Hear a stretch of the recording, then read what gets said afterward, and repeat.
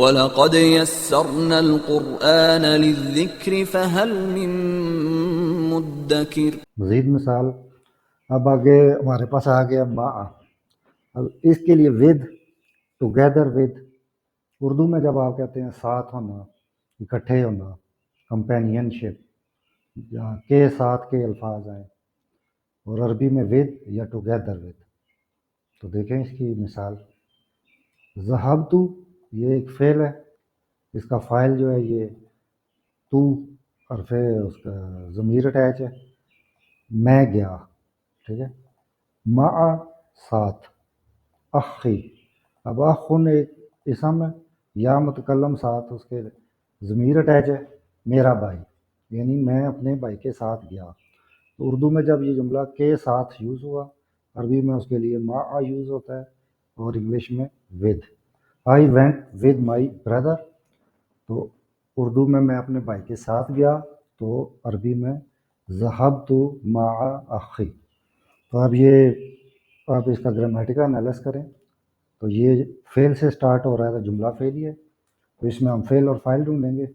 تو فعل اس کا ہے ذہب، تو اس کا فاعل ہے، مع حرف جر ہے، اخی اس کا اسم مجرور ہے۔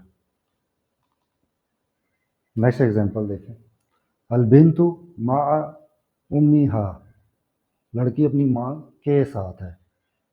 تو اردو میں کے ساتھ، انگلش میں ود، عربی میں مع۔ اس کا گرامیٹیکل انالائز کریں، البنت یہ ایک اسم ہے، تو یہ اسم سے سٹارٹ ہو رہا ہے جملہ، تو جملہ اسمی ہے، اور یہ ہمارا مبتدا ہے، اور مع امی یہ اس کی خبر ہے۔ ہا امی، ہا یہ دو ورڈ ہیں، امی یعنی امن ماں کو کہتے ہیں، اور ہا جو ہے یہ اٹیچ پروناؤن ہے اس لڑکی کے بارے میں، امی ہا اس کی ماں، یعنی وہ لڑکی اپنی ماں کے ساتھ ہے۔ The girl is with her mother.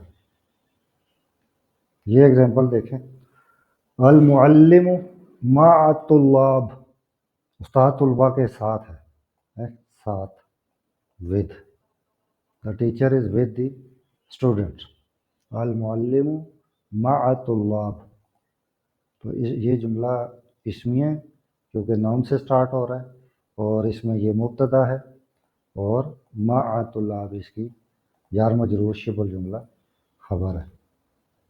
قرآن سے ایگزامپل دیکھیں، ان اللہ مع الصابرین، تو اب یہ مع ہمارا حرف جر ہے، صابرین اس کا اسم مجرور ہے، سورہ بقرہ آیت 153۔ تو اللہ صبر کرنے والوں کے ساتھ ہے، مع ساتھ۔